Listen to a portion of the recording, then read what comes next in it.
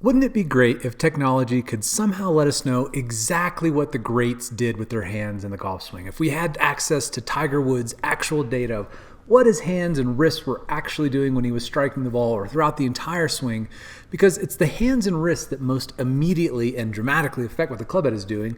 And of course, that's where the bulk of the speed comes from. The hands are the fastest moving part of the body in the swing.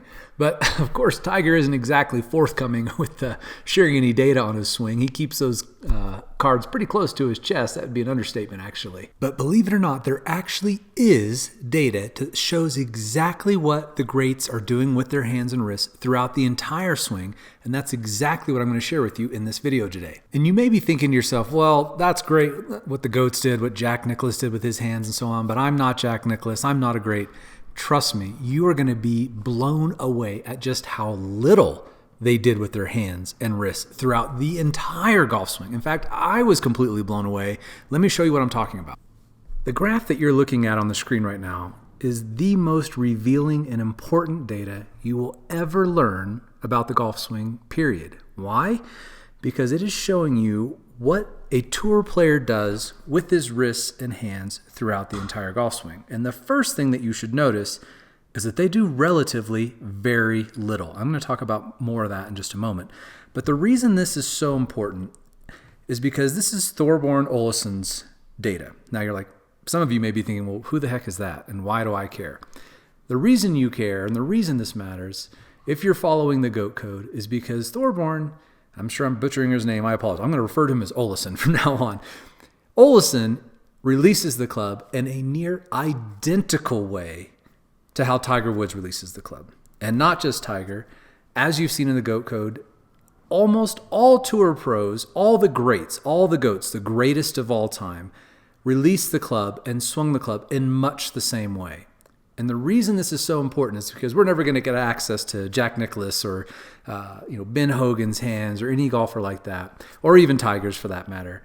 But Olson's swing is a near doppelganger match for how his hands and wrists move throughout the swing. And this data actually comes with the Hackmotion Pro device. That's what's mind-blowing about this. Let's take a look and let me show you just how amazing this really is. All right, so I've got Tiger on the right and Olson on the left. And coincidentally, they're both Nike-sponsored golfers and both wearing red with black pants. So it kind of helps fit this even more. But you're going to notice a little bit of differences as they go back. I'm going to talk more about this in a moment. But the big keys, what we're going to talk about is really what's happening throughout the downswing, through the release, where all the money is made, where the payoff is, where the speed comes from, and where you square the face. Outside of that, not a lot else really matters, does it? So as we near into impact, what you're going to see is how their hands move and their wrists and their forearms is basically identical. So the first thing we're going to move to is what I call the GOAT delivery position, if you will. The reason I call it this is that every single great player all ends up just before impact in this same delivery position. And I'll just quickly walk through it.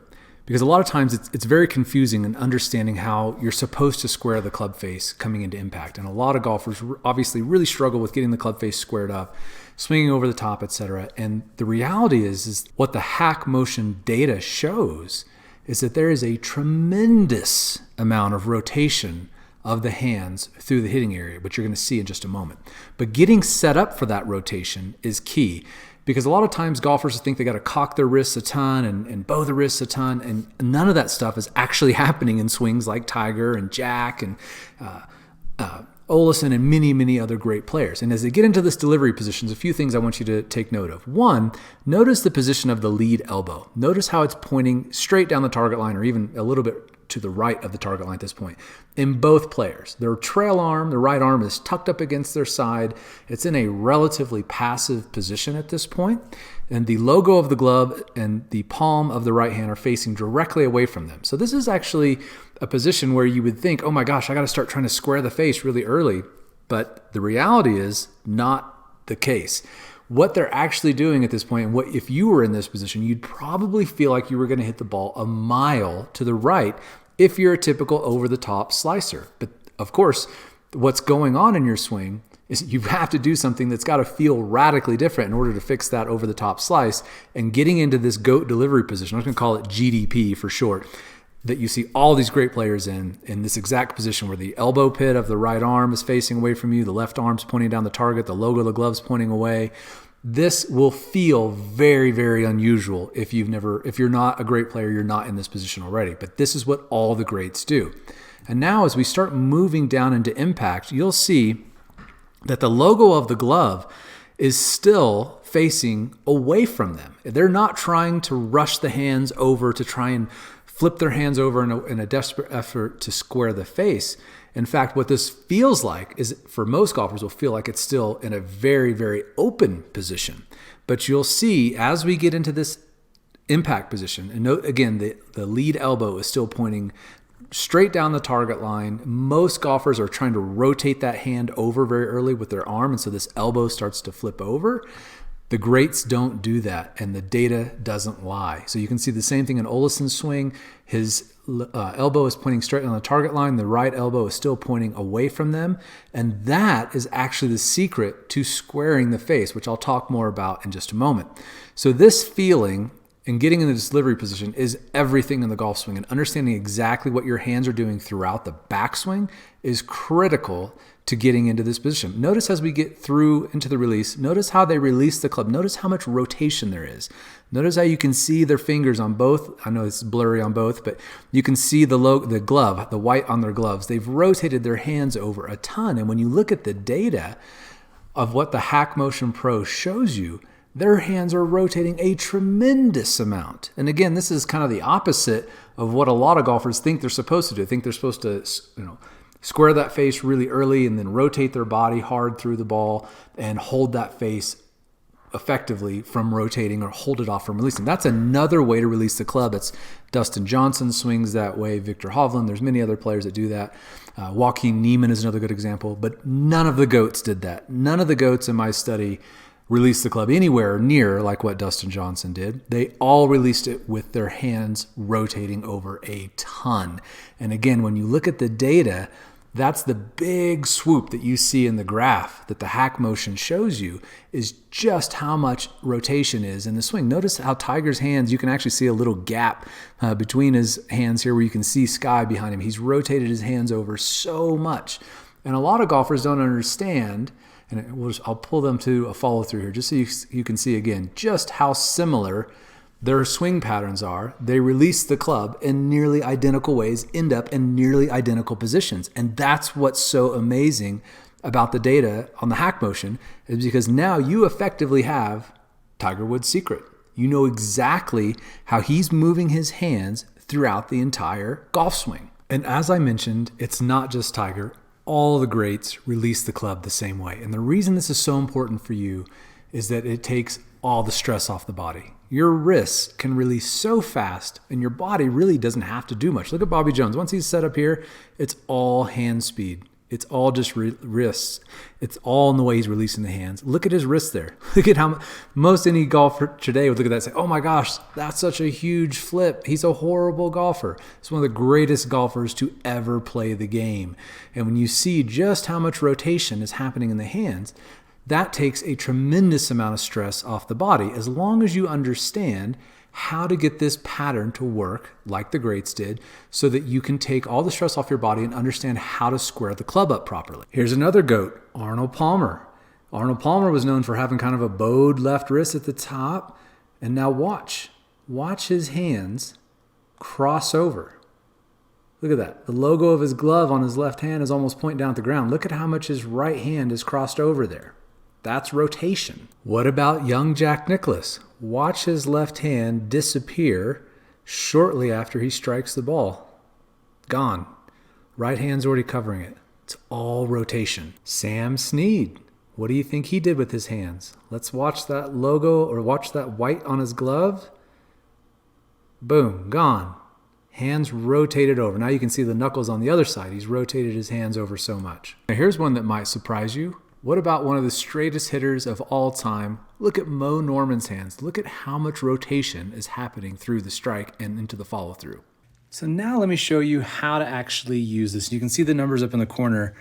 You can see I'm moving my left hand where the Hackmotion is, and you can see it's changing in real time as I'm sitting here doing this video. It's very cool. I'm going to show you how to use this feedback in just a moment with auditory feedback to show you how to match up your patterns to begin to understand just how little their hands and wrists really move in the swing. So I've got Olson's benchmark data up here with the 6-iron. I'm swinging a 6-iron.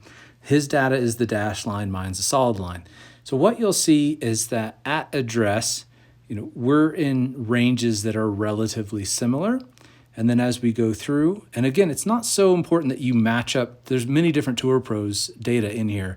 It's not so much like matching somebody exactly.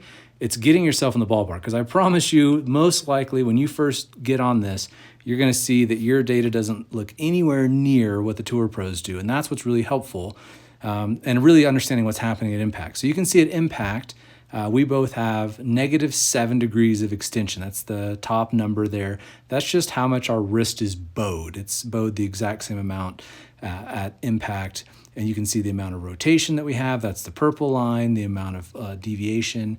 I'm going to talk more about that in a little bit. But the goal is to get yourself in the ballpark, because you're going to see that your patterns are probably going to be wildly different. You're going to realize that you're moving your hands 10 times more than what the Tour Pros do. And that was definitely the revelation for me, is that my hands and wrists were moving way more than the Tour Pros, even though I'm a very good golfer. I'm a plus handicap and I've been playing like that way for a long time. But seeing how how little top ball strikers move their hands is what's so amazing about this. But what I want to really show you is how to train with this. So if I get out of the screen and I go to audio feedback, I can set the parameters. So now you can hear it making noise. When I get outside of range of where I want to be, so like you can see, let's just focus on the left-hand side, the top left hand. You can see I'm in 6 degrees of extension and more and more and more. And when I move out of that range, the audio tone disappears. When I'm in that range, I'm good. Same thing with deviation.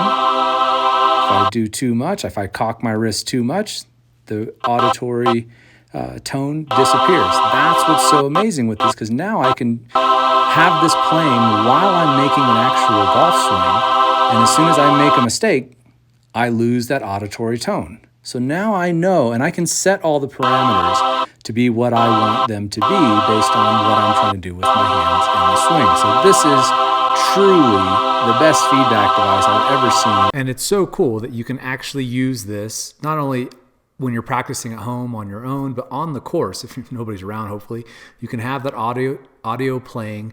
And when you get out of range at the top of the swing, at impact, whatever, you'll know immediately.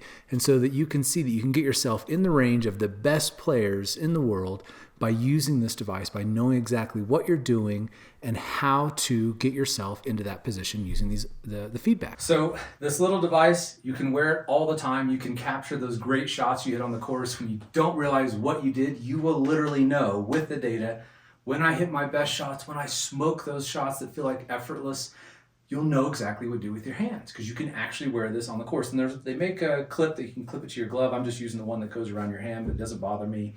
But they make 2 different clips for it. But the key is really understanding, and the big eye opener is how little the Tour Pros are really moving their wrists. And when you look at most amateur golfers, they're kind of all over the place, and especially the higher the handicap, the more your hands are going to move.